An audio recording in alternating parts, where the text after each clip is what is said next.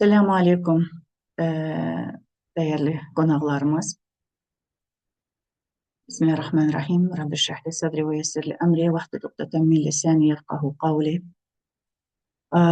Bugün həqiqətən də önəmli olan bir mövzu ilə qarşı-qarşıya çıxacağıq sizinlə. Psixoloji dayanıqlıq haqqında danışacağıq. Məlik Bədri nəzəriyyəsi üzərindən. Məlik Bədri kimdir? Bunları hamısını sizə bugün danışacağım.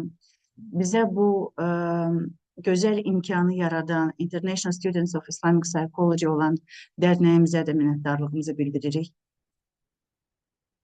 Mən psixoloq Gülarə Rüstəmova, məni tanımayanlara biraz qısaca özümü anlattım. Türkiyədə yaşayıram.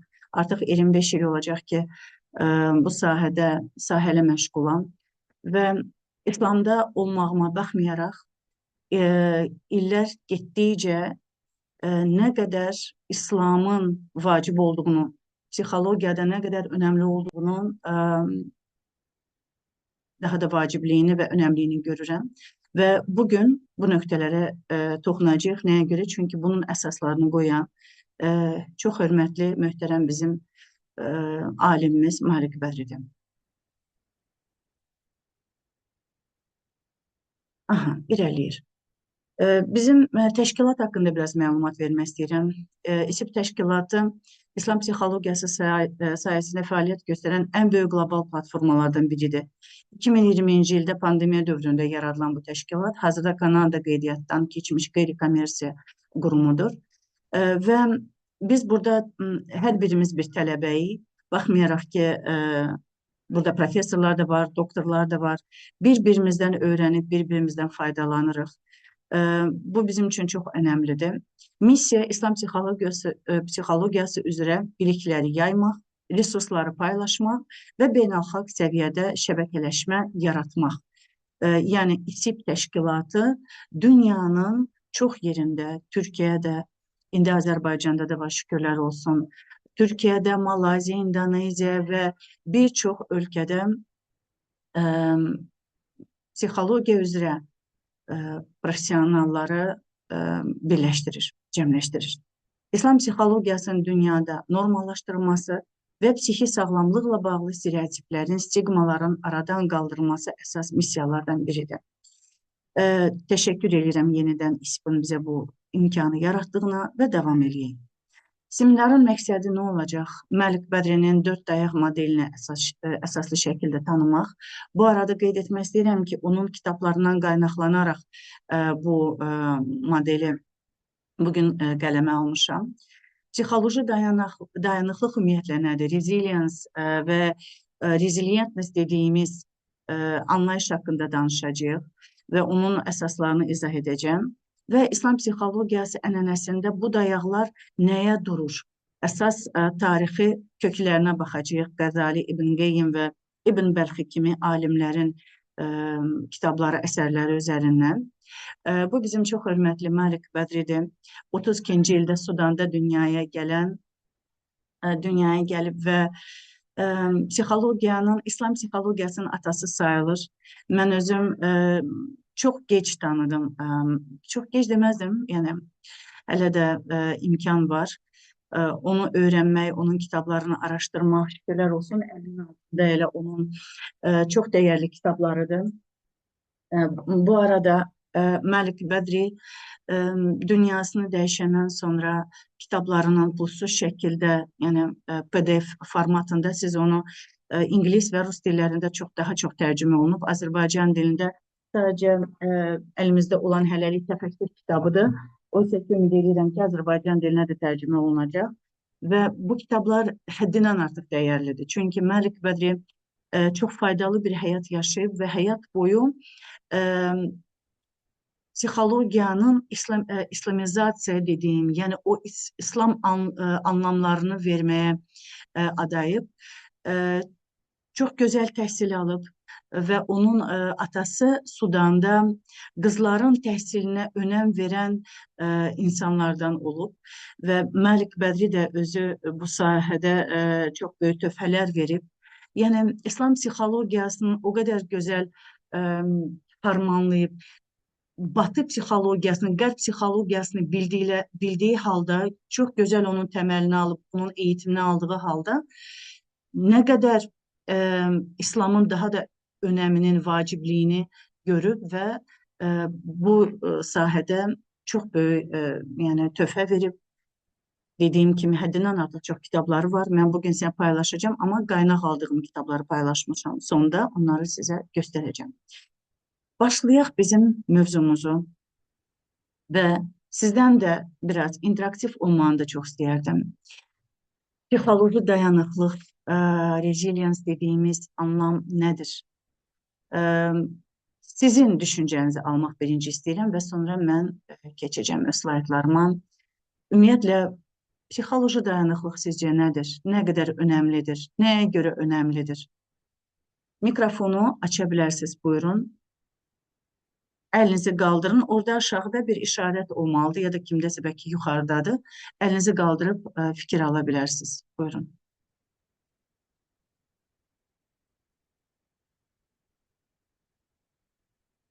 Kiminsə fikri varmı bu barədə? Psixoloji dayanıqlıq nədir?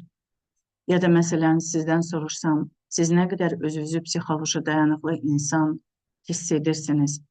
Dayanıqlıq varmı sizdə? Bu siz nəyə bənzəyir? Buyurun Ülker müəllimə, buyurun. Ülker. Salam aleykum, biz daha hər kəsi salamlayıram. Gülar xanım, çox təşəkkür edirəm bu gözəl fürsəti bizə yaratdığınız üçün. Mən psixoloji dayanıqlıq deyəndə öncə düşünürəm ki, çox kiçik yaşlarımızdan İslamı tanısaq, belə düşünürəm ki, İslamı tanısaq və zamanla bəzi çətinliklərin necə olduğunu, yəni İslamda olan şeyləri qavramaqla bilməklə həyatımızda başımıza gələcək çətinliklərdə necə səbr eləmək olduğunu iman etmiş oluruqsa, artıq o elə düşünürəm ki, psixologiya ilə paralel gedir də. Yəni bilirik ki, bunlar çətinlikdir, bu sınaqdır, çox çəkməyəcək, müəyyən qədər çətinliklərdən sonra asanlıq gələ bilər. Düşünürəm ki, bunun çox önəmi var. Yəni siz bayaq dediyiniz kimi İslamın psixologiya ilə qarşılığı, yəni İslamı tanımaq elə psixologiyanı tanımaq deməkdir sanki. Belə düşünürəm. Yəni İslamda olmaq psixoloji cəhətdən üstün olmaq deməkdir. Belə düşünürəm. Təşəkkür edirəm. Gözəl, mən təşəkkür edirəm. Həqiqətən də elədir. Psixoloji dayanıqlıq sizin psixoloji sağlamlığınızı göstərən bir tərəfiniz, elə deyilmi? Məsələn, mən sizə desəm, siz nə qədər özünüzü sağlam hiss edirsiniz? Məsələn, 100%, 70%, 60%. Yəqin ki, heç birimiz bu barədə 100% deyə bilməyəcək, elə deyilmi? Yəni, əgər beləsi varsa, maşallah, bərakallah. Amma fizioloji olaraq 100% özümüzü sağlam hiss edən yəqin ki, olmayacaq. Hətta təhlillərimizi, analizlərimizi versək, mütləq şəkildə hardasa nəyinsə çatışmamazlığı, hardasa bir şeylər çıxacaq. Qanazlığı və s. və ilaxır. Amma psixoloji dayanıqlıq bizim psixoloji immunitetimizi formalaşdıran bir şeydir və bu zaman nə deyə biləcəyik? Nə qədər biz həqiqətən də bunu biz faiz şəklinə salsaq, nə qədər mən dayanıqlıyam? Bunu siz artıq bu sualı özünüzə verəcəksiniz. Çünki bu çox önəmli bir sualdır və bundan başlasaq, biz seminarın sonuna gəldiyimizdə siz artıq mən düşünürəm ki, daha net olaraq özünüzə bu cavabı verə biləcəksiniz. APA-nın dediyinə görə, APA Amerikan Psixologiya Assosiasiyasıdır. Gəlin baxaq nə deyir? Deyir ki, çətinliklər, travma, stres, təhdid qarşısında uğurla uyğunlaşma bacarığıdır dayanıqlıq. Uğurla uyğunlaşma bacarığı.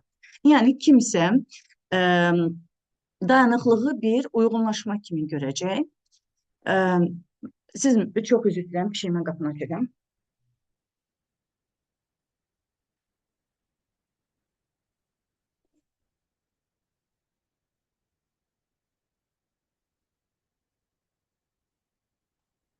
Üzr istəyirəm, yoxsa onun yoldamağı ilə bərabər olacaq bizim seminarımız. Belə, sadəcə çətinliklərə dözmək deyil, inkişaf etmək və güclənərək çıxmaqdır hansısa çətin situasiyalardan.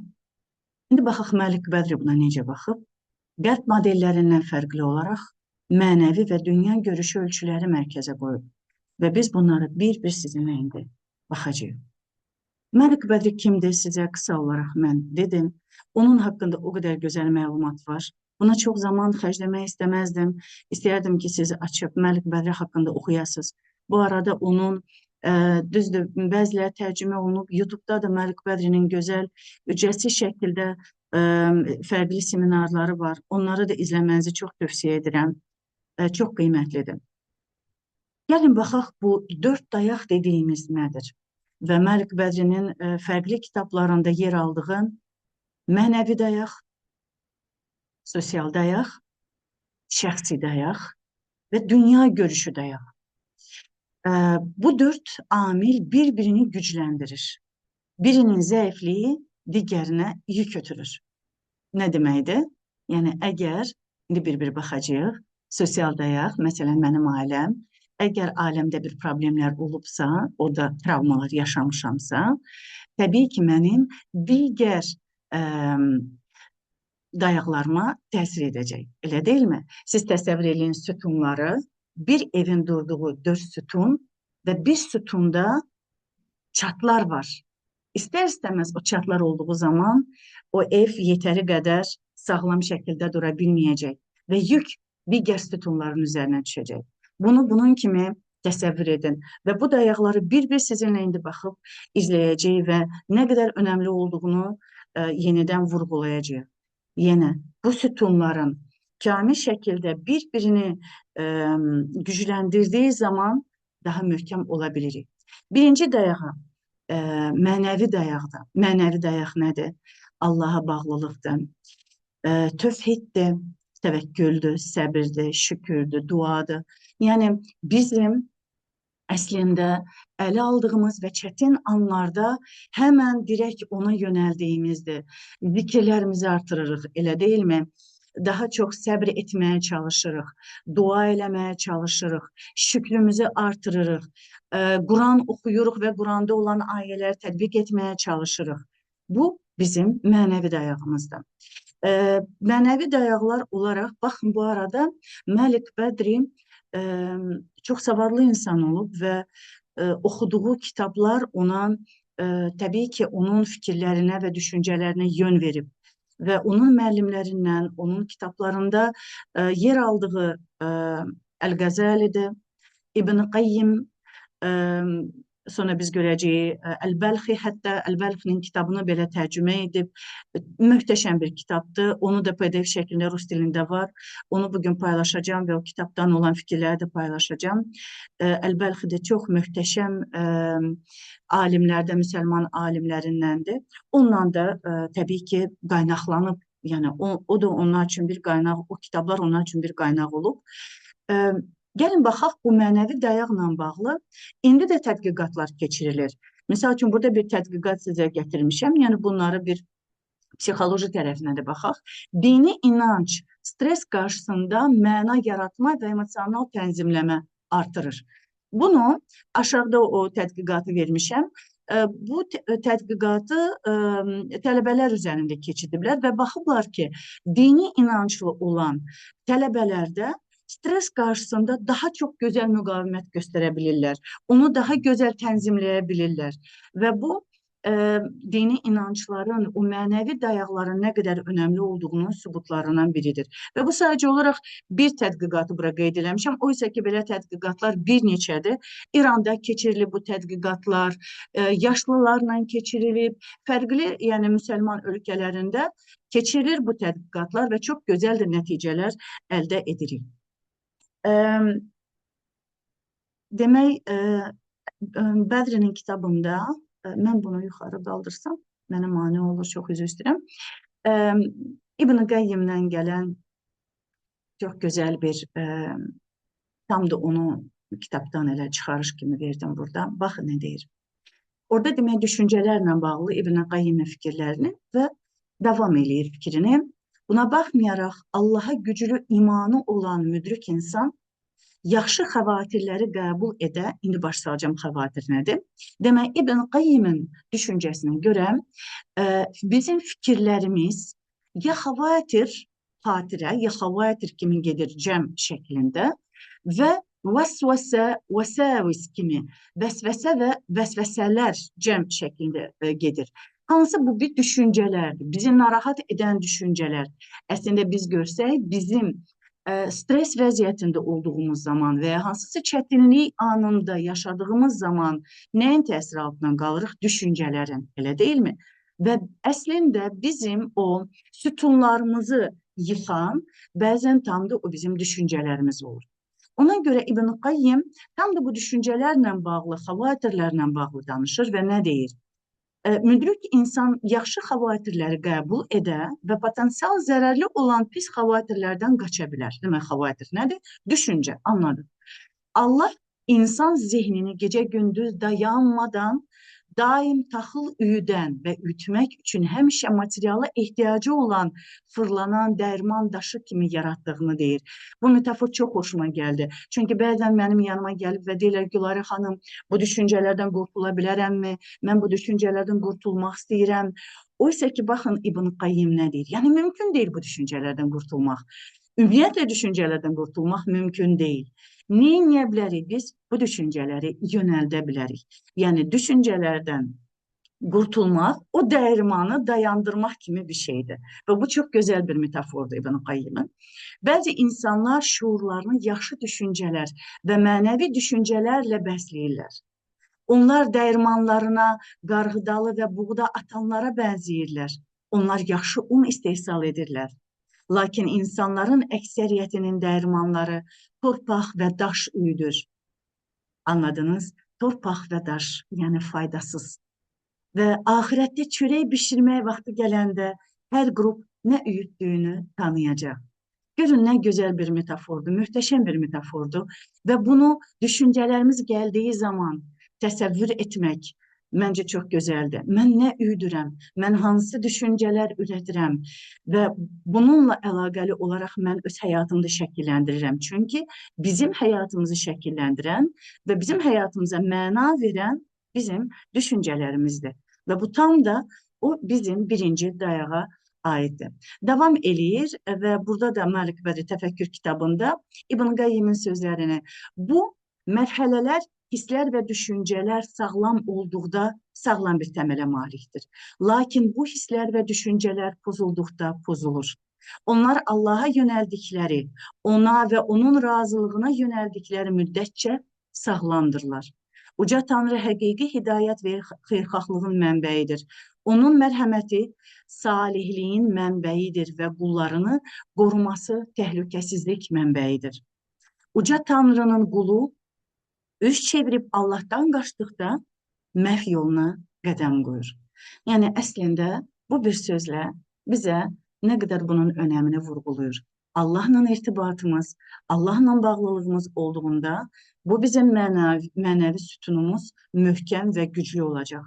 Ondan uzaqlaşdıqca o ilk verdiyim şəkildəki kimi bizim sütunumuz bir çat verəcək və çat olduğu zaman təbii ki, dedik, güc başqalarına yönələcək. İndi gəlin, baxaq, onlar necə güclüdür. Amma birinci dayağımız çox önəmlidir. Sosial dayaq. Sosial dayaq kimdir? Ətrafımızda olan ailə, dostlarımız, icma, məscid, qonşuluq əlaqələri, tam da qohumluq əlaqələri, elə deyilmi? Allahın Quran-ı Kərimdə önəm verdiyi, hansı ki biz o irtibatları kəsdiyimiz zaman nə olur? İnsan yalnızlaşır və baxın, Əbu Bəkir Əl-Bəlxi nə deyir? Əbu Bəkir Əl-Bəlxi ilə də bağlı çox gözəl danışmaq istəyərdim. Əl-Bəlxi eyni zamanda tibblə də məşğul olub, coğrafiyanla da məşğul olub. Təsəvvür eləyin ki, vaxtı ilə kartografiya, yəni kartların tərtib edən alimlərdən olub. Amma bəlkə öz fitrətindən görə introvert dediyimiz, daha çox özünə və öz mütaliəsinə bağlanan insan olub və onunla bağlı həddindən artıq onun həyatı ilə əlaqəli çox da bizim məlumatımız yoxdur. Amma onun əsərləri bizə onun şəxsiyyəti ilə də bağlı bizə ipucuları verə bilir. Və baxın, bəlkə nə deyir?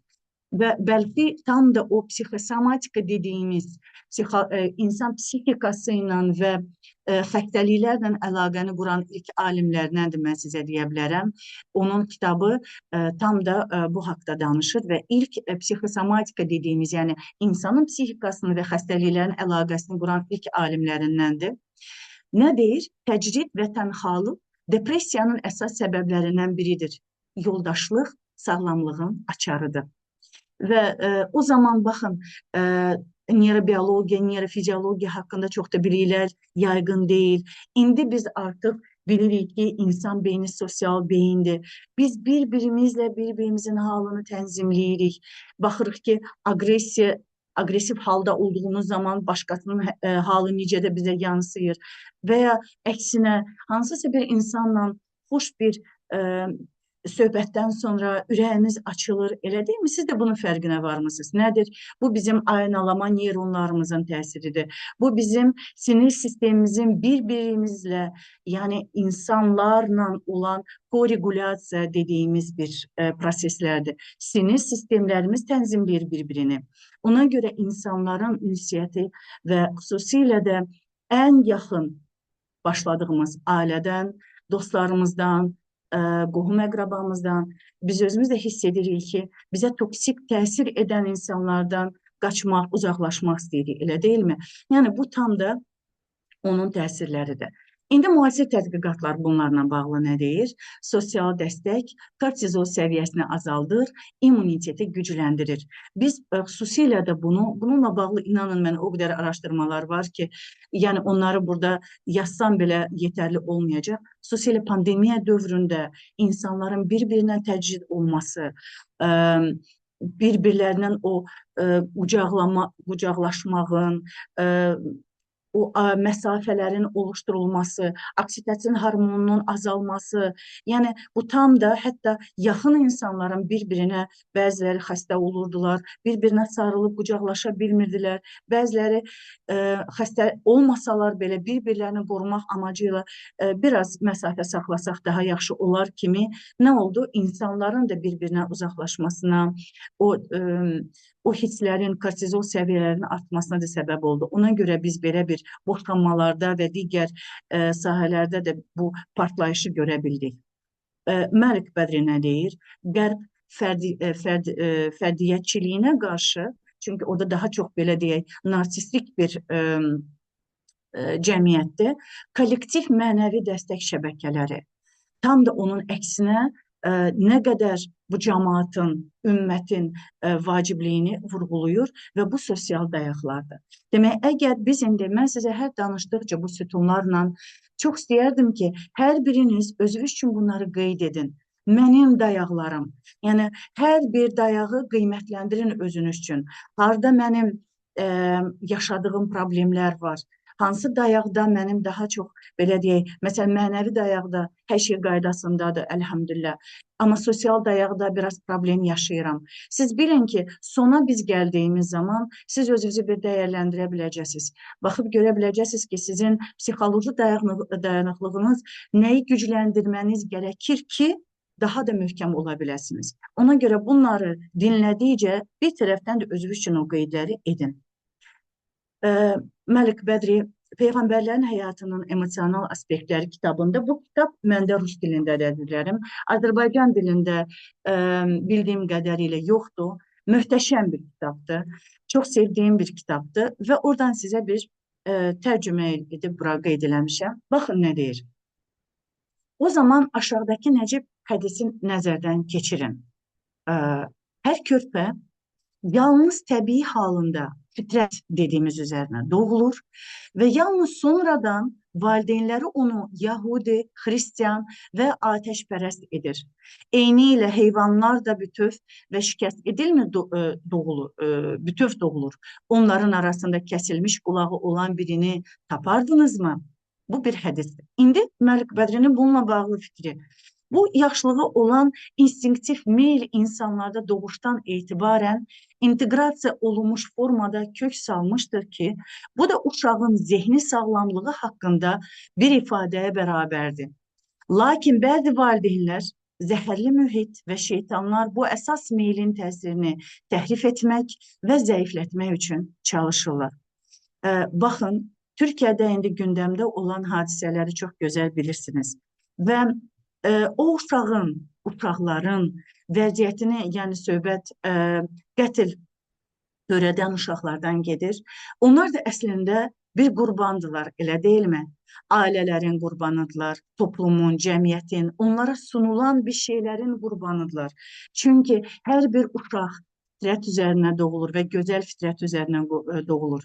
Amma ailələrin yaratdığı toksik münasibətlər uşaqları başqa bir şeylərə meyl etməyə, belə deyək, əslində onları təcrid edib, çünki o uşaqların məktublarında da gördüyümüz yalnızlıq hissi, qəbul olunmama, ailələrin onlara qarşı olan nifrəti, qəbul edilməmə, müəyyən xüsusiyyətlərə görə uşaqları ailələrindən ilk olaraq təcrid edir və əgər məni anam və atam qəbul etmirsə, bu cəmiyyət məni qəbul etmirsə, mən o zaman bu cəmiyyətə qarşı duracağam. Ya intiharlarla, sadəcə intiharlarla qarşılaşacaq yeniyetmələr tərəfindən və ya tam da bu aqressiv şəkildə başqalarını öldürməklə, başqalarının canına qəsd etməklə bitirəcəklər həyatlarını. Yəni, nə qədər önəmlidir bu məqam, nə qədər burada yazılanlar və bu hədis önəmlidir. Mən yenə də onun sadəcə olaraq din deyil, yəni Yahudi, Xristiyan əslində ailənin təməl olub övladlarına necə bir mühit yaratdığının, yəni bir bitki üçün necə biz gözəl mühit yaradarsaq, torpağının, onun vitaminlərini, mineralları nə qədər faydalı olarsa, o qədər o bitki gözəl bir çiçəyi verər.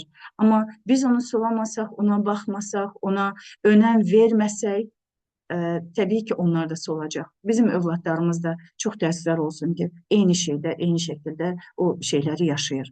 Biz onlara etibar edirik, telefonlara, sosial medialara, TikToklara və s. və ilaxır və biz uşaqlarımızı məhv edirik. Oysa ki, uşaqlarımız ən gözəl fitrət üzərinə doğulurlar.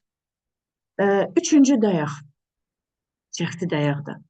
Şəxsi dayaq vacib olan unsurlardandır. Baxın, özünü tanıma, duyğu zəkası. Siz bilirsiniz ki, indi artıq çox da insanın IQ dediyimiz intellektual zəkasına çox da önəm verilmir. Artıq duyğu dediyimiz emotional zəkaya diqqət verilir. Nə qədər onun o duyğusal olan tərəfi inkişaf olunub. Problem həll etmə bacarıqları. Çünki yüksək duyğu zəkası yüksək olan insanlar fərqli situasiyalarda tamamilə fərqli bir davranış sərgiləyəcəklər. Və bu bizim üçün çox önəmlidir. Mənim üçün, məsələn, bir psixoloq olaraq, mənim üçün bir hansısa kampaniyanın müdürü olaraq və hansısa bir işə götürən olaraq mənim üçün çox vacibdir. Nə qədər bu insanın duyğu zəkası yüksəkdir. Və bunu inkişaf etdirmək insanın özünün də əlindədir. O dediyimiz yavaş-yavaş o dayaqlardan getdiyimiz şəkildə ailənin verdiyi də var. Bəli, ailə duyğu zəka üzərində fərqli araşdırmalar var və təbii ki, ailədən gələn bir şeydir bu, amma insan özü də onun üzərində çalışa bilər. Problem həll etmə bacarıqları, hansısa situasiyalarda nə qədər çevik insan davranır, özünə rəğbət, özünə sayğı, bu da insanın şəxsi dayaqlarındandır. Məlik Bədriyə görə şəxsi güclü tərəfləri tanıma və inkişaf etdirmə çox vacibdir. İslam ənənəsində nəyi görürük biz? Mühasibə hesab çəkmək deməkdir. Amma mühasibə insanın özünü hesaba çəkməsidir, özünü sorğulamasıdır, davranışlarını, düşüncələrini, özünü mühasibə etmək çox vacib yəni bizə aid olan tərəflərdəndir. Özünü mühasibəyə çəkən insanlar öz dediyimiz yuxarıdakı olan bütün parametrları inkişaf etdirə bilərlər. Əgər mən özümü hesaba çəkmirəmsə, davranışlarımı, hərəkətlərimi, düşüncələrimi, duyğularımı hesaba çəkmirəmsə, demə mən öz üzərimdə çalışmıram. Əslində mühasibə hardasa insanın özünü tərbiyəsinə yönələn bir prosesdir. Təfəkkürdür. Çünki mühasibə etdiyimiz zaman biz nə edirik? Tam da Allahın Quran-ı Kərimdə qeyd etdiyi, öz üzərimizdə düşünürük. Allahın o dediyi təfəkkür etməz misiniz? Düşünməz misiniz? ayəsi tam da onu yaşayırıq mühasibə zamanı, tam da özümüzü ona veririk. Və indiki modern olan psixologiyada biz bunlara kognisiyalar və metacognition dediyimiz, yəni artıq düşüncələrimizin üzərində düşünmək, metakognisiya insanı daha da yüksək o müdrikliyə çatdıran bir zirvələrdir. Amma o metakognisiya çox gözəl bir sözlə də burada qeyd olunub. Mühasibə sözü və tam da mühasibə nəfsin tərbiyəsidir.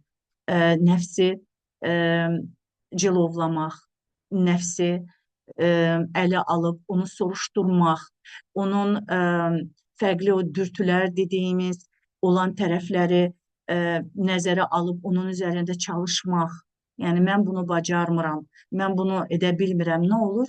İnsanların fərqli bağımlılıq dediyimiz və yəni Allahdan başqa hər bir şeyə, qumar bağımlılığı olsun, insanlara bağımlılığı olsun. Bəzən bizə elə gəlir ki, sadəcə olaraq bizim bu bildiyimiz qumar bağımlılığıdır, içki bağımlılığıdır, bu şeylərdir. Amma əslində elə deyil. Özümüzü mühasibəyə çəkdiyimiz zaman baxırıq ki, mənim insanlardan bağımlılığım var. İnsanlar məni onaylamasa mən yaşaya bilmirəm. Mənə layıqlar qoymasa, mənə diqqət verməsə, məni tərifləməsə, mənim nəfəsim kəsilər. Necə biz asılıyıq insanlardan və onların o sözlərindən. Yəni burada özümü tanımada bu çox vacibdir. Və ya əşyaların alınmasında, dünyaya meyil etməmizdə, hər birimizdə fərqli bir tərəflər var və hər birimiz nəfsimizi tərbiyə etməliyik və bunun üçün də özümüzə mühasibə çəkmək çox vacibdir. Mühasibə çəkdiyimiz zaman insanda yaranan nədir? O artıq insan özünü daha yaxşı tanımağa başlayır və fərqli situasiyalarda fərqli bir geri dönüş ala bilir. Yəni əgər qabaqlar, hətta biz özümüzü tanıdığımız zaman belə deyirik, mən qabaqlar bu cür davranırdım ya da belə olsaydı belə edərdim, amma indi filan şey olduğu zaman mən tamamilə fərqli yanaşa bilirəm. Nə oldu? Ya da çox səbirsiz insan idim, o olanda bu cür eləyirdim, bu olanda belə eləyirdim, amma indi daha səbirli olmuşam. Bu situasiyalar yarandığı zaman özümü cilovlaya bilirəm. Tamam mı? Yəni nə olur? Biz görürük ki, biz əslində dəyişə bilirik. O şeylər ki, biz düşünürdük, heç bir zaman ola bilməz. Mən özümü dəyişə bilmərəm. Biz baxırıq ki, yox. Vaxt dəyişdikcə, təbii ki, fərqli imtahanlardan keçdiyimiz zaman bizim eyni situasiyalarda amma fərqli davranış sərgiləyə bilirik. Və bu sizin mühasibə elədiyiniz zaman tam da demək ki, mən özümü tərbiyə edə bilirəm. Demək ki, məndə bir dəyişikliklər var. Demək ki, mən özümü cilovlaya bilirəm. Oysa ki, vaxt var idi, düşünürdüm ki, əsla mən bunu edə bilməyəcəm. Buna çox önəmlidir. Niyə? Biz bunları resurs psixologiyada qaynaq olaraq görürük. Yəni, insanın mən heç bir zaman bunu etməmişəm kimi gəldiyi zaman, heç bir zaman mı? Bir düşünün, yox, filan vaxtı filan cür davrandım, filan vaxt bu cür elədim, özümü bu cür qorudum. Bu bizim üçün bir qaynaqdır. Yəni, nə zamansa insanın ona heç uyğun olmayan, heç düşünmədiyi bir halda daha gözəl davranması onun dayanıqlığını artırır.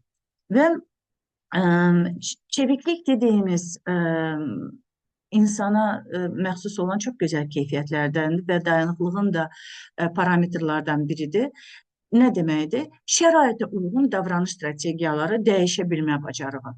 Məsələn, biz belə insanlar haqqında eşidirik.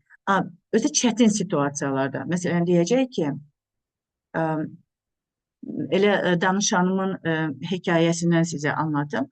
Məsələn, bir şey danışdı. Dedi ki, bizim qonşuluqda bir nəsə yanmağa başlamışdı orada. Dedi ki, ata çıxdı və evdən çıxdı, amma evdə bir balaca uşaq da qalmışdı. Dedi, orada bir qız uşağı var idi, yeniyetmə qız uşağı.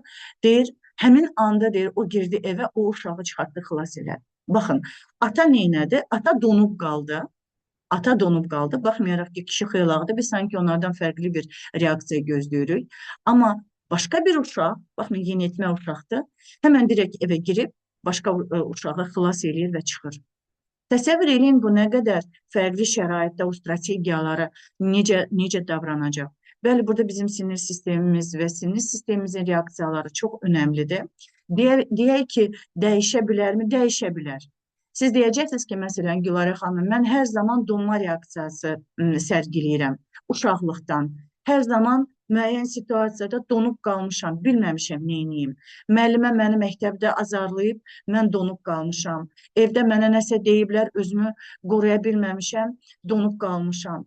İndi deyək ki, bu donub qalma hər zamanmı mənim həyatımda sərgilənəcək? Başqa insanlarla münasibətdə hər kəs məni alçaldacaq, mən də elə donub qalacam. Yox, mən sizə kesinlikle bunu deyə bilərəm ki, yox, elə deyil. Sinir sistemində biz burada çeviklik bir dayanıklığın bir tərəfi kimi deyə biliriksə, eyni zamanda sinir sistemimizdə neuroplastisite dediğimiz bir şey var. Yani bizim sinir sistemimiz çok plastiktir və fərqli situasiyalarda davranış göstərə bilir. Misal üçün, mənim danışanlarımdan biri dedi ki, Gülarə xanım, özümü qorumaqda bəzən o donma reaksiyasında qalıram. Amma misal üçün, başqasına, qardaşıma ya da rəfiqəmə bir söz desinlər, həmən deyir, onu müdafiə edə bilirəm. Baxın, nə gözəl. Amma başqalarının demək ki, sən başqalarını müdafiə etmək üçün bunu istifadə edə bilərsən. Və orada yavaş-yavaş öz şəfqətə biz orada keçirik.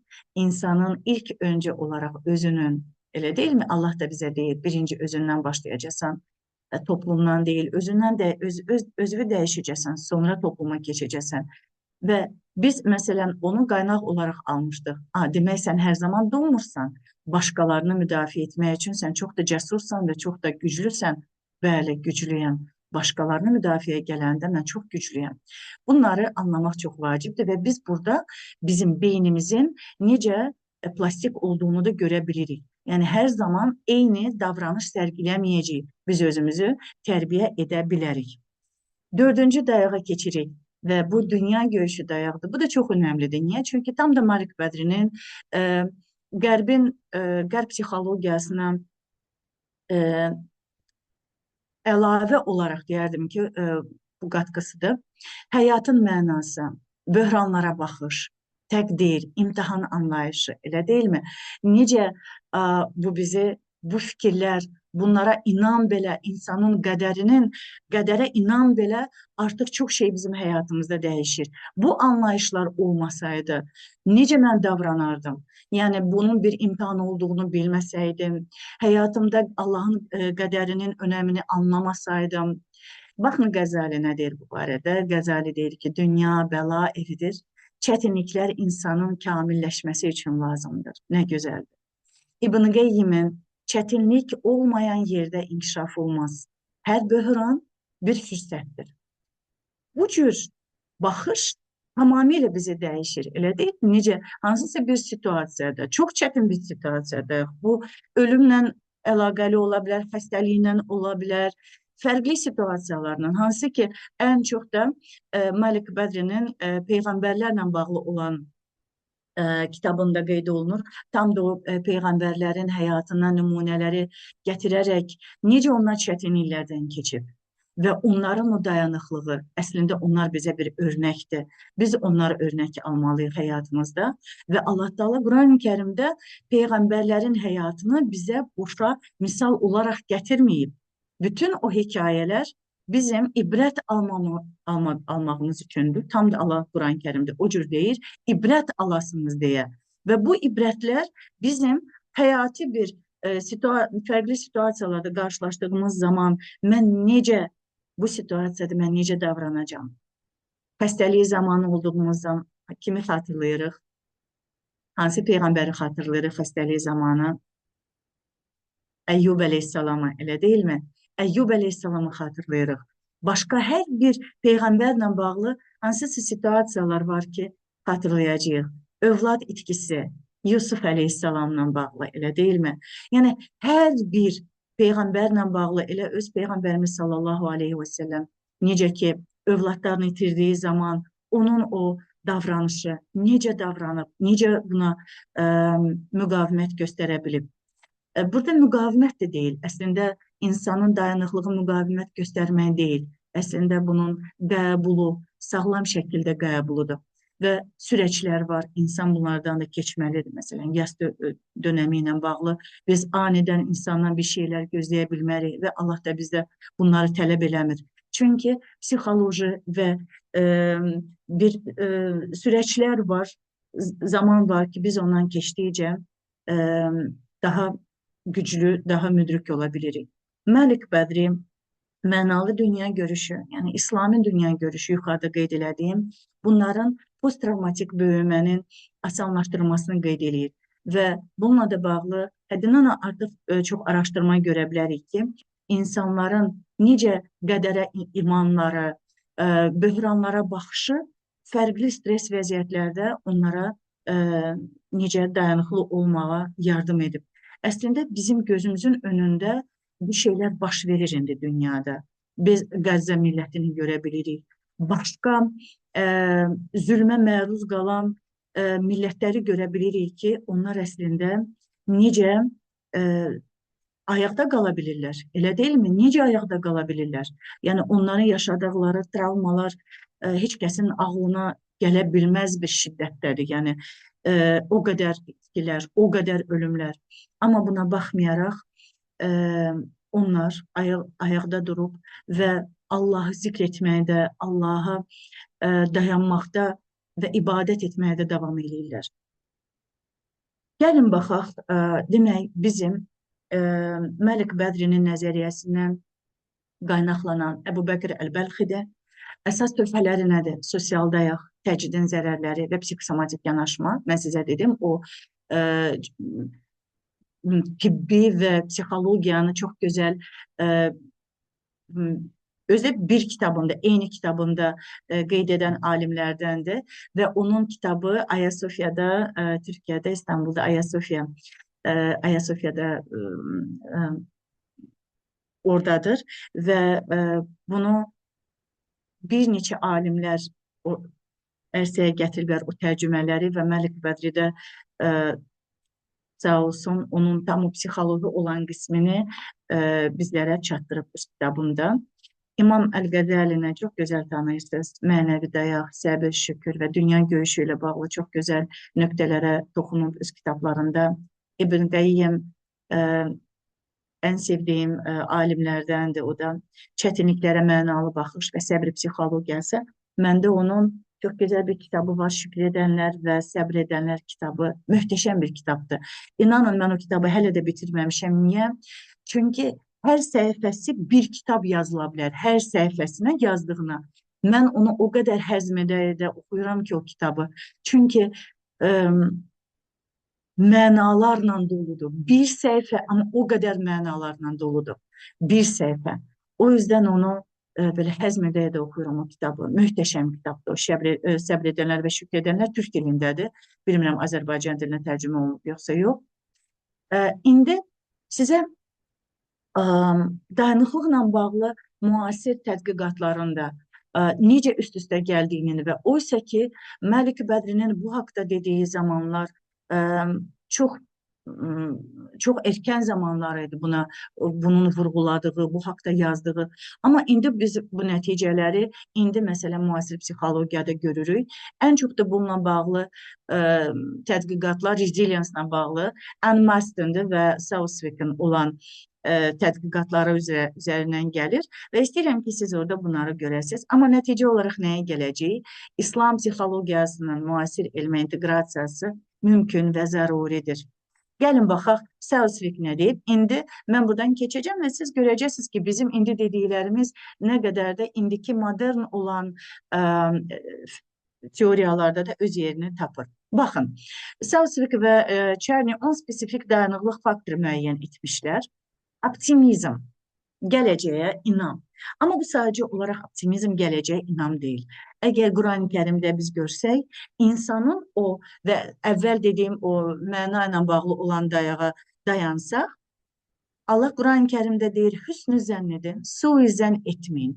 Hüsnü zənn insanın gözəl düşüncələri üzərində həyatını qurmaqdır. Çünki sən hüsnü zənn etdiyin zaman sən o düşüncələrinə tamamilə fərqli bir məna verirsən. Eyni situasiyaya bir insan fərqli yanaşa bilər. Elə deyilmi? Eyni situasiya siz deyəcəksiniz ki, Gülarə xanım bu cür oldu. Mən dedim nə pisdir, nə pis oldu bu. Amma başqası deyəcək ki, nəyi pisdir bunun? Baxar mısın, bunun arxasında necə mənalar var. Yəni optimizm əslində o mənaları görmə, o müsbət bir şeyləri həyatında görmədir. Yadınıza bir surəni də gətirəcəm. Kəhf surəsində xatırlayırsınızsa Musa əleyhissalam Xızırın yanına nə üçün gəlir? Tam da o ruş dediyimiz, o anlam tapmaq üçün, o müdriklüyü tapmaq üçün gəlir Musa əleyhissalam və orada bir məqam olur, hamısını danışmayacağım sizə, o məqam olur. Hardakı Musa əleyhissalam deyir ki, mən səninlə səbir olacağım. Çünki Xızır əleyhissalam deyir, bu yolda sənə səbir gərəkir. Sən bilmədiyin bir şey haqqında necə səbirli ola bilərsən? Və Musa əleyhissalam deyir, mən səninlə səbirli olacağım. Və biz də eyni şəkildə müəyyən situasiyalar deyirik ki, bəli, mən səbirli olacağım. Və yürüdüyümüz zaman, o imtahanlarla qarşılaşdığımız zaman biz də necə ki, Musa əleyhissalam Allahın peyğəmbəri olduğuna rağmen insan idi, bəşər idi. O da hansısa ədalətsizlik hiss etdiyi situasiyalarda ona qarşı çıxa bilirdi. Necə yəni sən bir uşaq öldürdün? Amma ən sonunda biz nə görürük? Xızır əleyhissalam ona deyir ki, bu səninlə və mənimlə aramda olan fərqdir. Yəni bu bilgiyə sahib olmaq və bilgiyə sahib olmamaq. Və bu bilgiyə sahib olduğun zaman sən situasiya fərqli bir prizmadan baxa bilirsən. Tam da oydu əslində və uşağın ölümündə belə hər birimizin ədalətsiz düşündüyümüz bir tərəfdə Xızır əleyhissalam ona başqa bir anlam verir və deyir ki, bu uşaq böyüyüb, onun valideynləri mömin müsəlmanlardılar və böyüdüyü zaman valideynlərinə əziyyət verən və zülm edən birisi olacaq və Allah Teala ona görə onun canını alır və onun yerinə onlara əməl salih bir övlad verəcək. Yəni bu bizim üçün bir hikmətdir. Fərqli situasiya, fərqli baxış ucu bizim tamamilə situasiyanı dəyişə bilər. Baxış ucu dəyişə bilər. Baxın, situasiya deyil, situasiya eynidir. Amma bizim baxış ucumuz o situasiyaya fərqli bir yanaşma sərgiləyə bilər. Qorxu ilə üzləşmə ikinci bir dayanıqlıq faktorudur. Çətinliklərdən qaçmamaq. Əslində biz indi də psixologiyada bunu istifadə etdiyimiz məruz qalma dediyimiz, yəni ən gözəl bu vaxta qədər də bilirsel davranışsal terapidə məruz qalma ən yüksək belə oranlarla deyək, müsbət bir nəticə verən üsullardandır. Yəni mənim başqa yolum yoxdur. Mən bununla üzləşəcəm. Qorxumla üzləşəcəm ki, onun öhdəsindən gələ biləm. Bu da neyəcək? Mənim dayanıqlığımı artıracaq. Və bizim həyatımızda yəqin ki, bu cür çox olub. Bu arada sizin fikirlərinizi də alacağım. Mənəvi kompas, doğru və yanlışı ayırt etmək. Bu çox önəmlidir. Mənəvi kompas, onların dediyi, tam da bizim ilk qeyd etdiyimiz mənəvi dayaqdır. Din və mənəviyyat, imandan güc almaq, bu da bizim mənəvi dayağa aid olan parçaydı. Sosial dəstək, kodlu təb. Bu çox maraqlıdır, bunu sizə indi deyəcəm. Məhbusların bir-birinə dəstək üçün döyüntülərin istifadə etməsi. Baxın, təsəvvür eləyin ki, həbsxanalarda tam da bilirsiniz, bəzi məhbuslar bərabər olur xanalarda. Elələr də var ki, ayrı-ayrı, hansısa çox ciddi suç işləyənlər ayrı otaqlarda mı deyim qalırlar və insan üçün bu təcrid o qədər təsir edicidir ki, bayaq da qeyd elədim, biz bir-birimizlə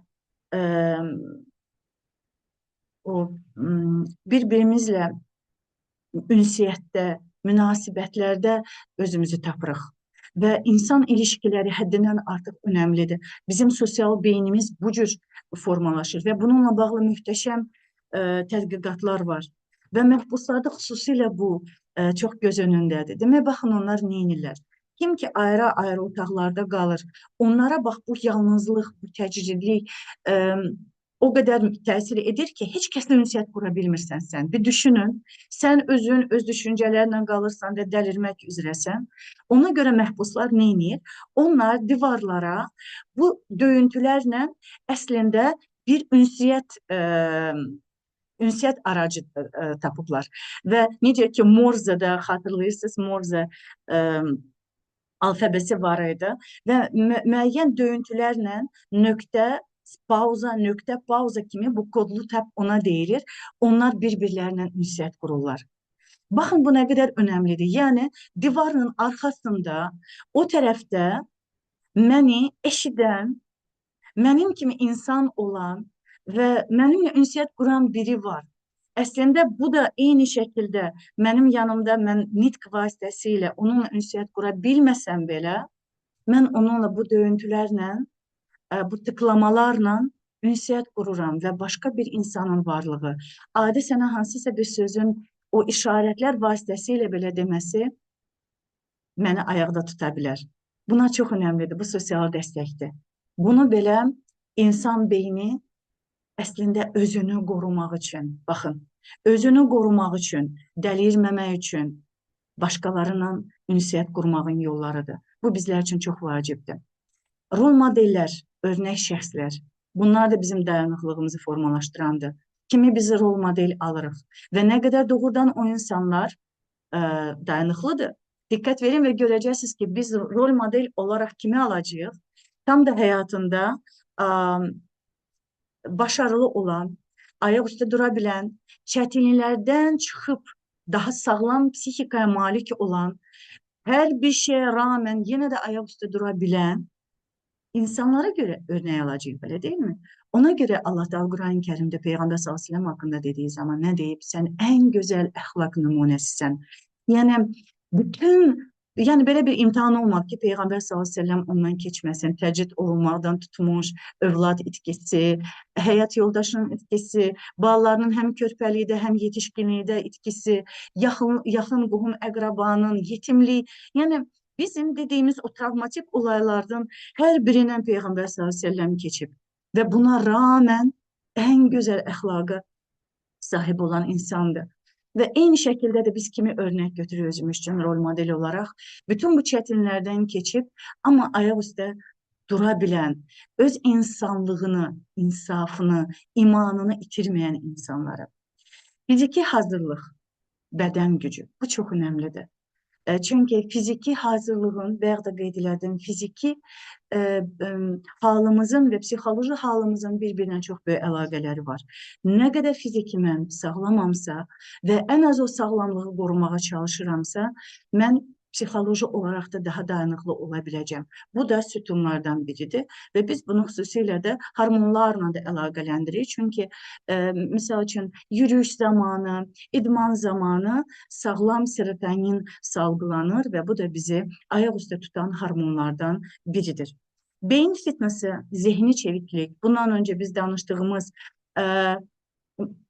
muhasebe dediğimiz və tədəbbür dediyimiz, təfəkkür dediyimiz proseslər, yəni davranışlarımızı, duyğularımızı qələmə almaq, yazmaq, bunlar üzərində düşünmək, bunlar çox önəmlidir və bunlar bizim beynimizi, beyin fitnesi əslində tam da o tədəbbür dediyimiz bir prosesdir, daha da dayanıqlı olmağa kömək edir.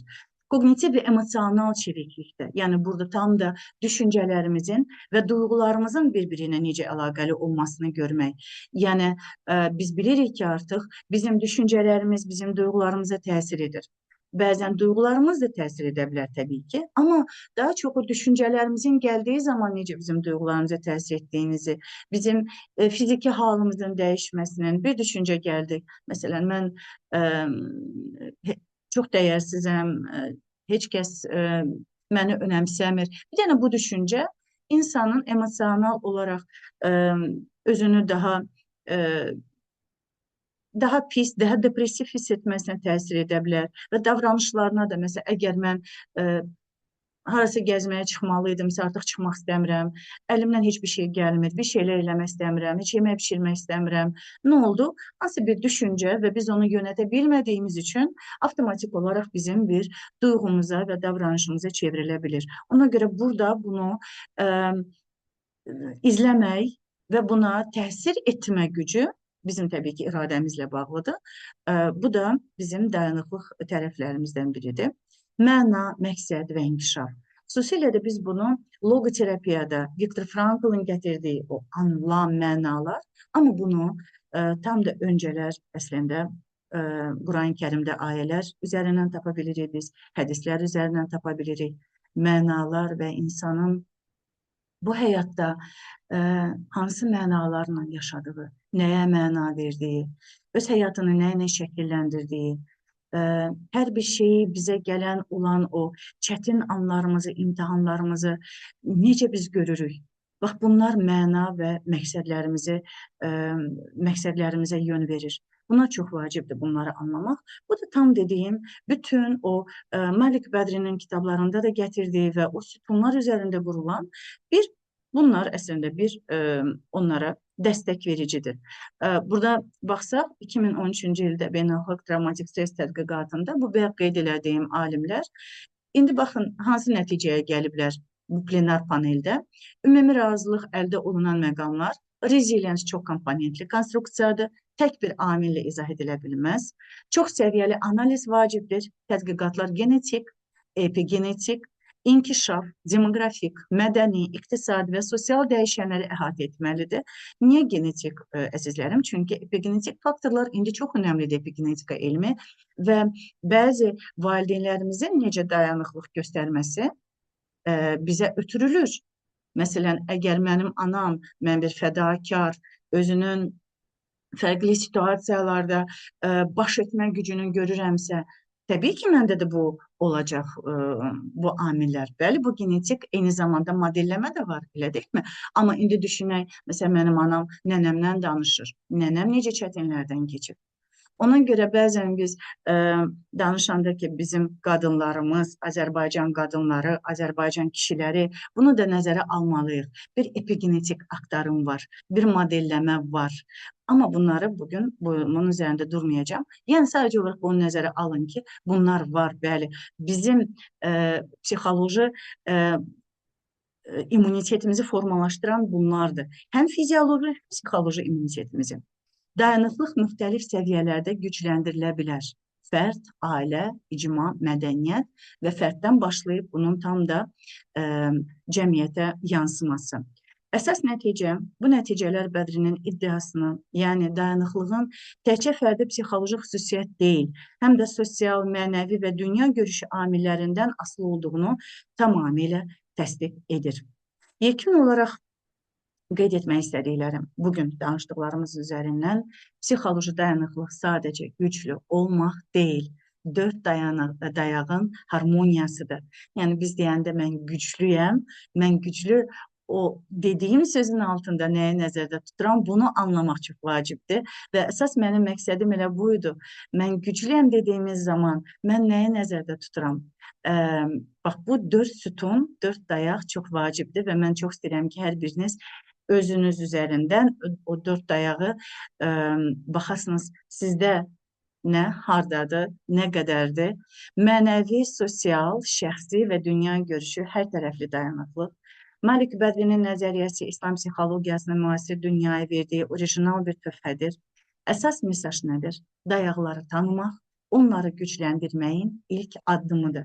Və biz onları tanısaq, özümüzü mühasibə etsək və özümüzü daha yaxşı tanısaq, öz psixoloji dayanıqlığımızı da artıra biləcəyik. Və sizə burada da istifadə etdiyim kitablardan hamısı rus dilindədir. Çox sizdən, yəni başqa cür mümkün deyil. Çünki Azərbaycan dilində dediyim kimi sadəcə olaraq təfəkkür kitabı var. Bu arada burada qeyd eləmədim, amma sonra sizlərlə paylaşa bilərik.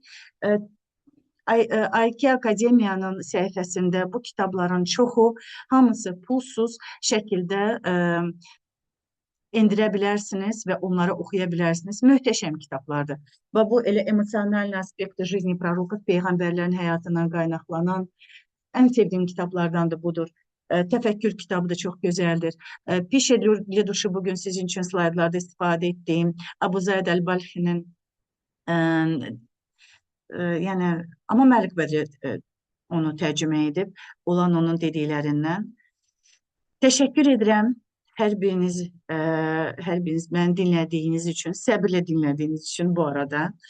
Amma indi vaxtımız var və mən sizin suallarınızı almaq istəyərdim. Bu arada çata indi baxıram. Bir dəqiqə mən bunu dayandıram və sizləri də görmək istəyərdim. Bir dəqiqə. Stop sharing necə eləyəcəm mən? Hə, stop sharing deyim. Belə. Süleyman müəllim də buradadır. Çox şadam Süleyman müəllim sizi görməyə. Salamünaleyküm Gülər xanım. Mən çox üzr istəyirəm ki, kameramı biraz gec yandırdım. Yanımda başqa adamlar var idi. Bilsəydim ki, heç kim kameranı açmayıb, birinci dəqiqədən kameranı açardım. Çox dəyərlisiniz, çox sağ olun Süleyman müəllim. Süleyman müəllim, sizin fikrinizi alın və sonra mən oradakı olan sualları oxuyum. Necə? Sizin fikrinizi ilə alım bu mövzu ilə bağlı. Mən birazdan cavablandırsam olarmı? Olar, elə təbii yerdəyəm ki, olar. Burada hələ də insanlar var, ona görə təşəkkür edirəm. Olar, bir dəqiqə. İndi baxıram, suallar deyil, sadəcə olaraq.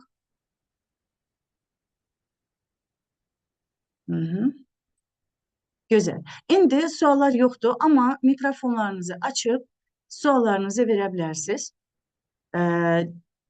Çünki dayanıqlıq həqiqətən də hər birimizin o yerlərindəndir əslində. Mən nə qədər dayanıqlıyam. Hər birimiz stres yaşayırıq və bu streslərə nə qədər gözəl şəkildə müqavimət göstərirəm. Və bununla bağlı suallarınızı, fikirlərinizi, suallarınız yoxsa fikirlərinizi ala bilərəm bu arada. Salam Gülər xanım. Valeykum əsəlam, Səvət. Valeykum əsəlam.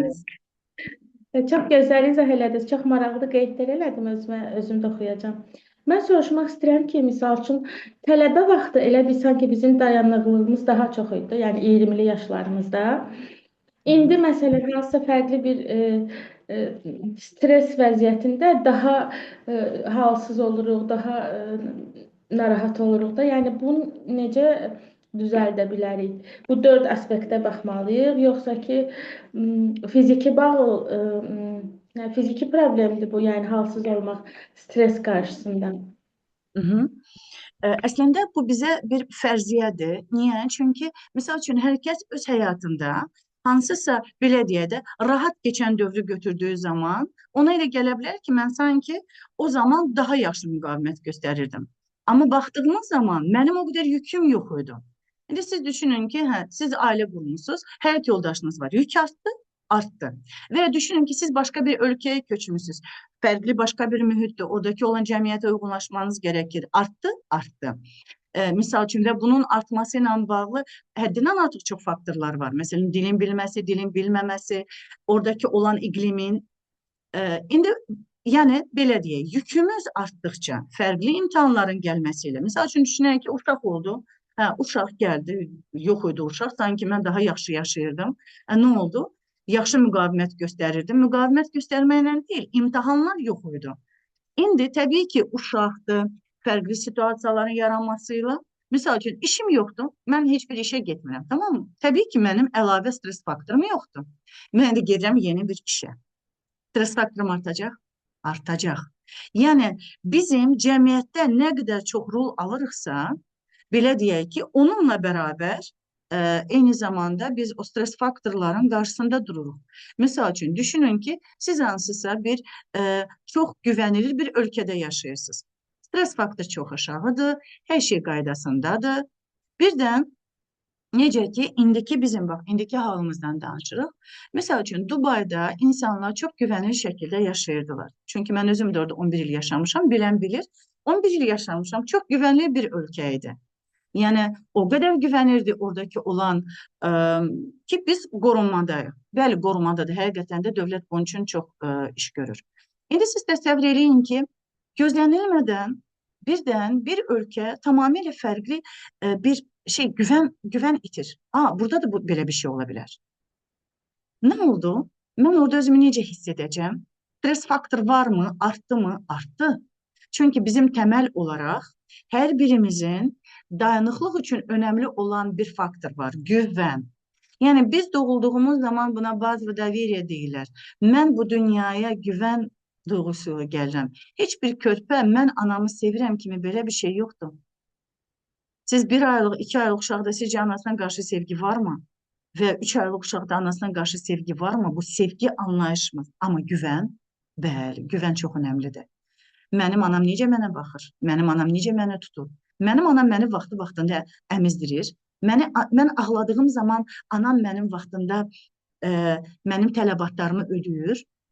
Demək, bizim ilkin olaraq bu dünyaya gəldiyimiz zaman ailədən gələn o bizim dayaq dediyimiz sosial dayaq birinci ailədən başlayır. Bəli, mənim anamla olan münasibətlərim və mənə baxanla olan münasibətlər çox önəmlidir.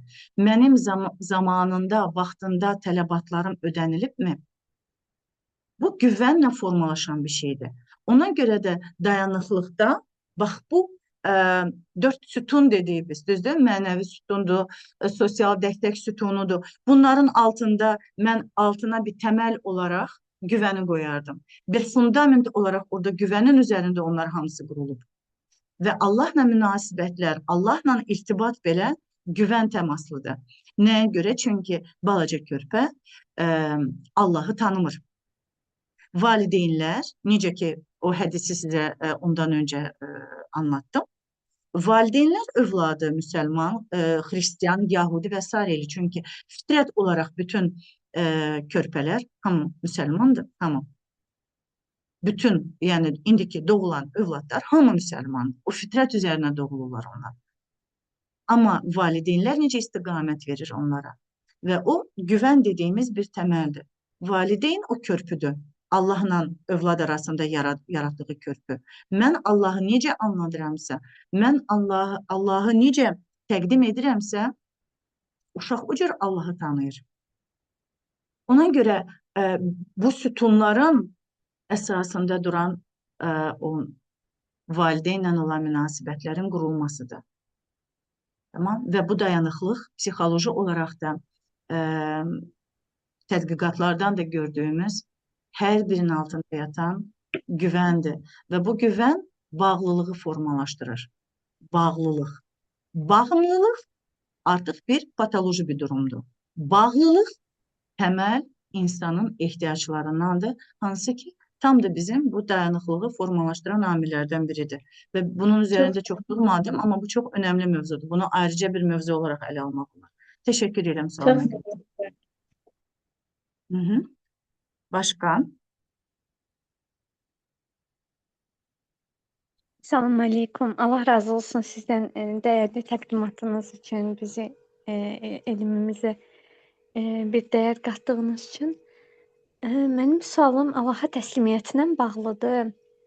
Yəni Allaha təslimiyyətimiz nə həddə olmalıdır və biz hansı vəziyyətdəyiksə, hansı duyğu durumundayıqsa, bu təslimiyyətimizin azlığını göstərir. Bir situasiya deyim, tutaq ki, hansısa bir məsələ var və o məsələnin istixarə etmişik. O olsun yaxud olmasın Allahdan istəmişik. Məsələn, bir nöqtə olub ki, olmama ehtimalı yaranıb, amma bir yanda da çox istəmişik. Olmamasını qəbul edirik, yəni deyirik ki, Allahım səndən istəmişik və sən əgər bunu təqdir edirsənsə, deməli xeyir budur. Lakin duyğusal olaraq belə ağlamaq və yaxud da belə pis olmaq, stres keçirtmək, bu şeylər də olursa, bu təslimiyyətin azlığı anlamına gələ bilirmi?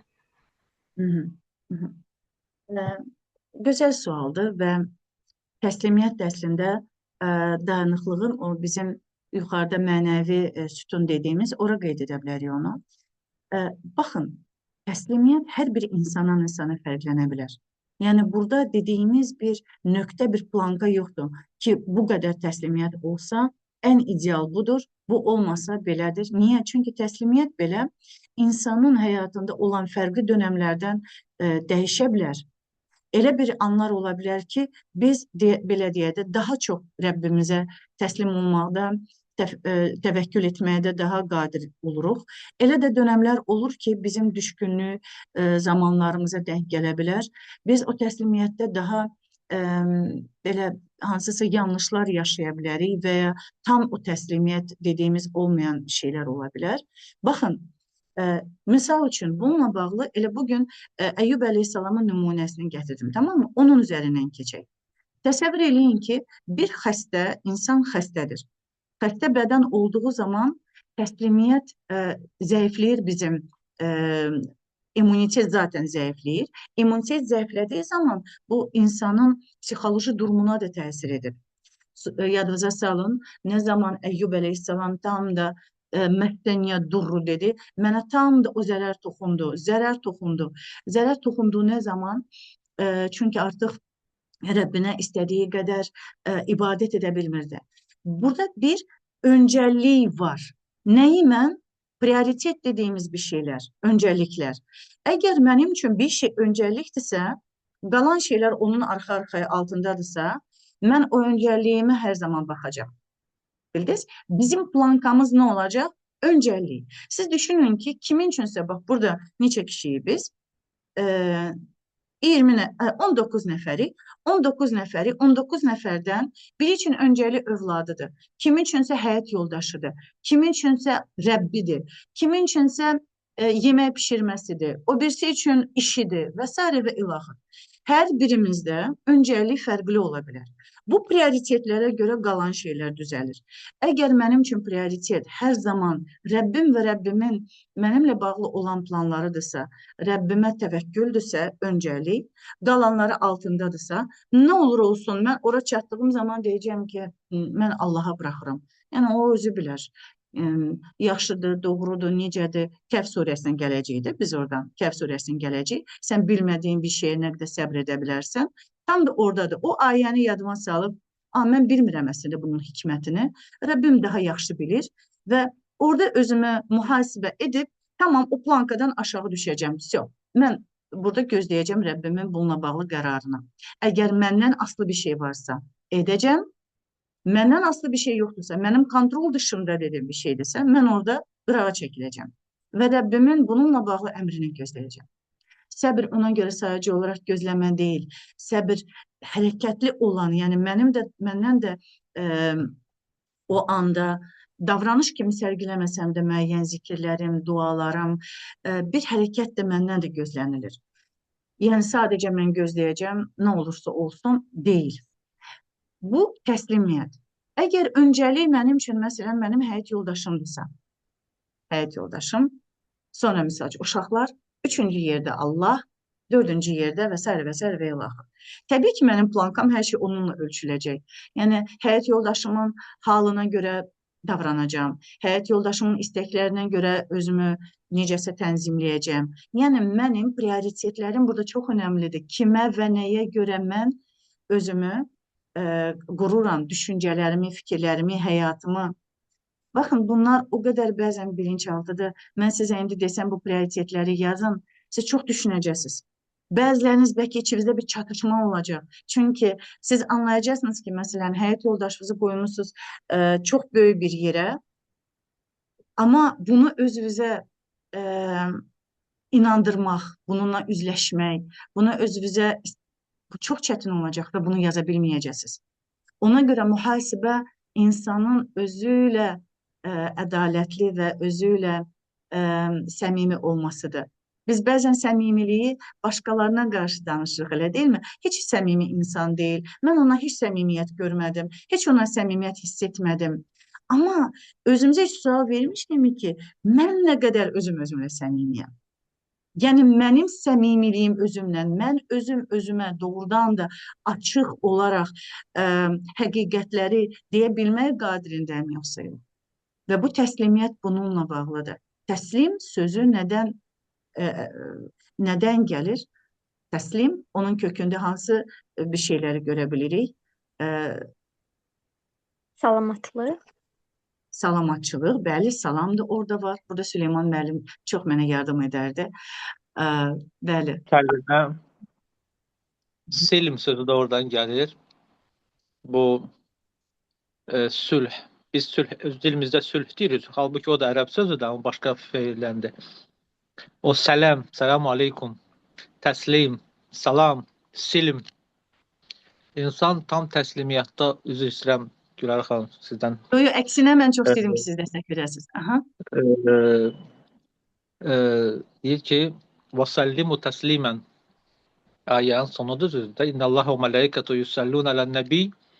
Ya eyyuhellezine amenu, ey o kəslər ki, iman gətirmisiniz. Sallu aleyhi və sallimu təslimən.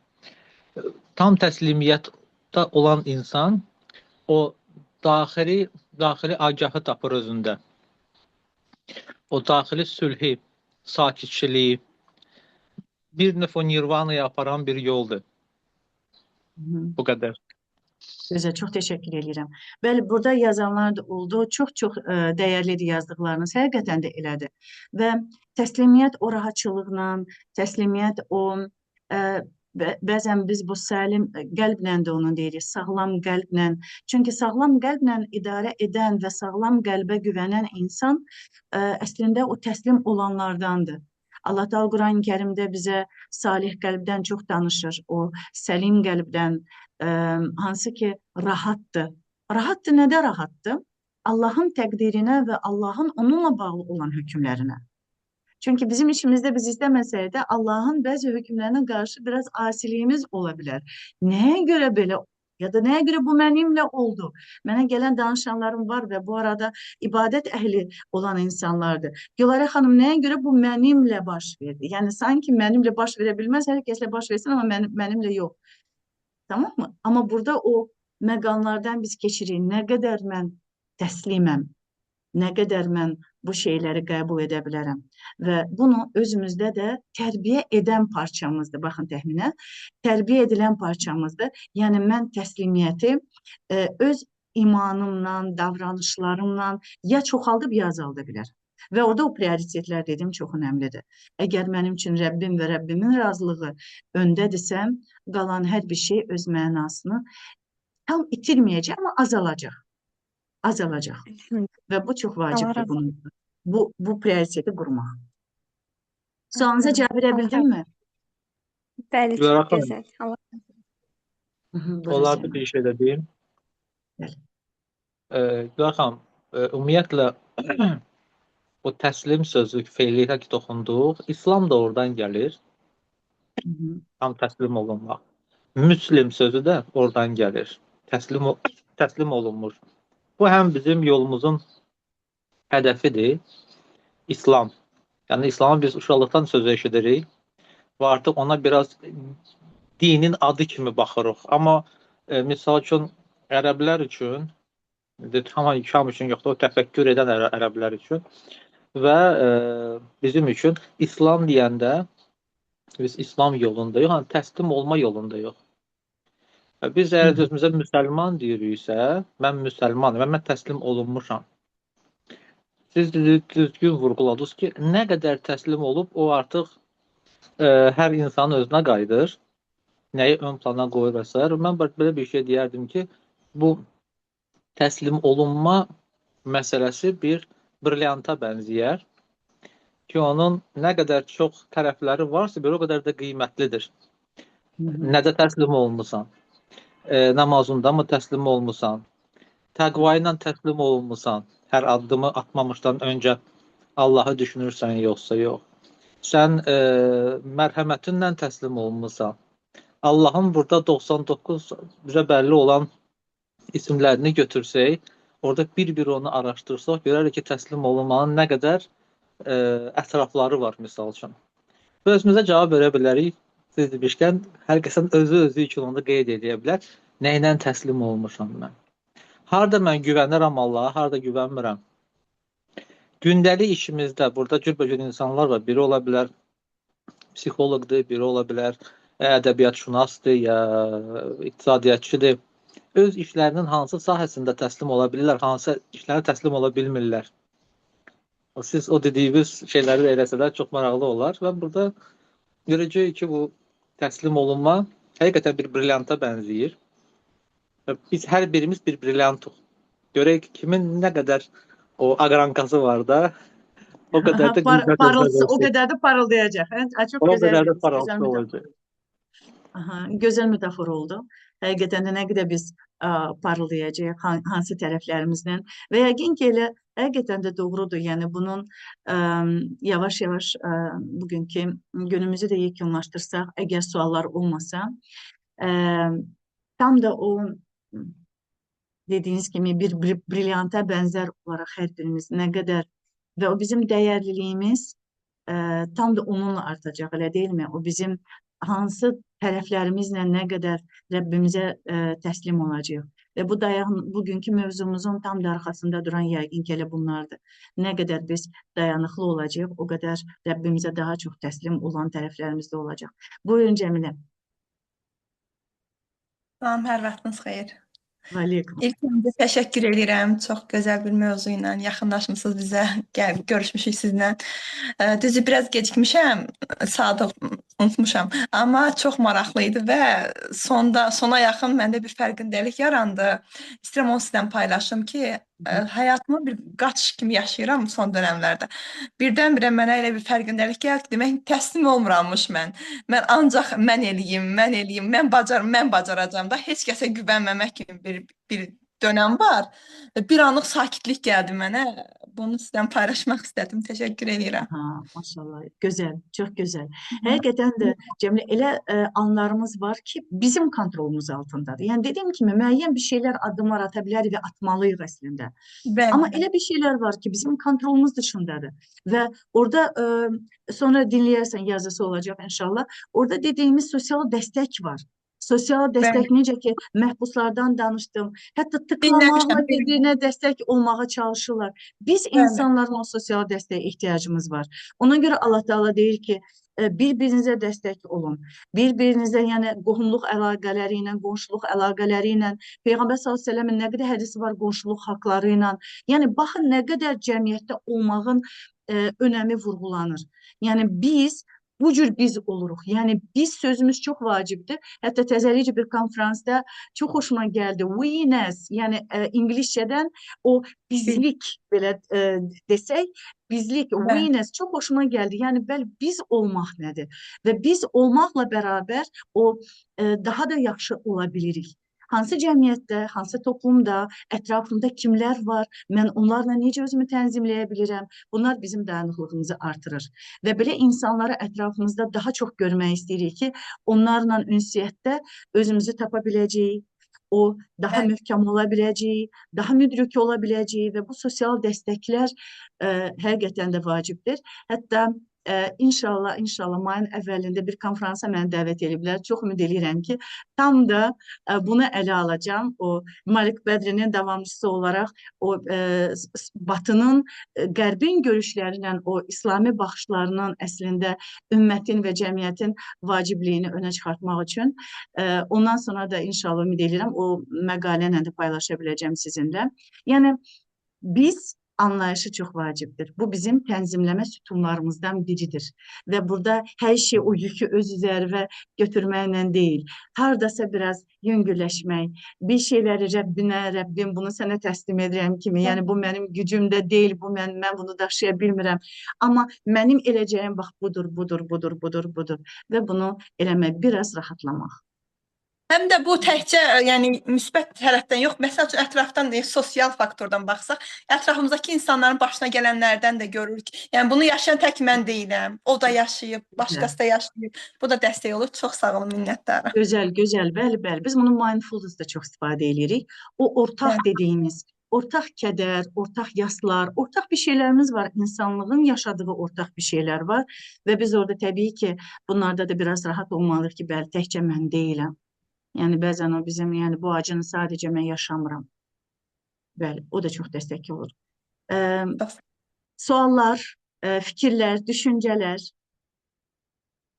Əgər yoxdursa, yavaş-yavaş görüşümüzü o zaman tamamlayaq. Qruplarımız var. Mütləq şəkildə daxil olun. İnşallah bundan sonra da gözəl mövzularla gələcəyik sizin qarşınıza. Yenidən İSİPA təşəkkür bildirirəm. Hər birinizə də dinlədiyiniz üçün. Kameralarını açanlar xüsusilə təşəkkür bildirirəm. Mənim üçün çox dəyərlidir. Allah razı olsun Süleyman müəllim. Sağ olun, mən təşəkkür edirəm sizə öz adımdan və xahiş elərdim ki, bilmirəm, əgər uyğundursa, bu platforma mənim platformam deyil, amma sadəcə təklif kimi bacardığımız qədər müsəlman qardaşlarımıza seminarlara qoşulanda kameralar açıq olsun. Bacardığımız qədər. Tek sual verəndə yox. Suallara görə ayrıca bir təşəkkür edirəm hamıya. Çünki sual vermək də bir cürətdir. Çox insanların beynində sual olur, amma deyir verim, verməyim, bəlkə gülərlər, bəlkə yaxşı olmaz və s. Amma bu bariyeri aşan insanlara təşəkkür edirəm mən. Həm dəstək olurlar bu toplama, həm hər bir şey. Və qalanlara da ki, uğurlar arzu edirəm və böyük bir xahiş, ümumiyyətlə qrupa bunu yazamaq ki, bacardığımız qədər, istisnai halları çıxmaq şərti ilə seminarlarda, webinarlarda kameralar açıq olsun. Təşəkkür edirəm. Həqiqətən də. Mən təşəkkür edirəm Süleyman müəllim. Bu həqiqətən də məruzçilərə də çox böyük dəstək verir. Yenə də inşallah düşünürəm ki, bu kültürü də Azərbaycanda da yavaş-yavaş biz bunu da gelişdirərik Allahın izni ilə. Allah hər birinizdən razı olsun. Salam aleykum, hörmətli bırakət. Salamat qalın. Salam aleykum. Kortenka. Salam, rəhmətullah və bərəkət.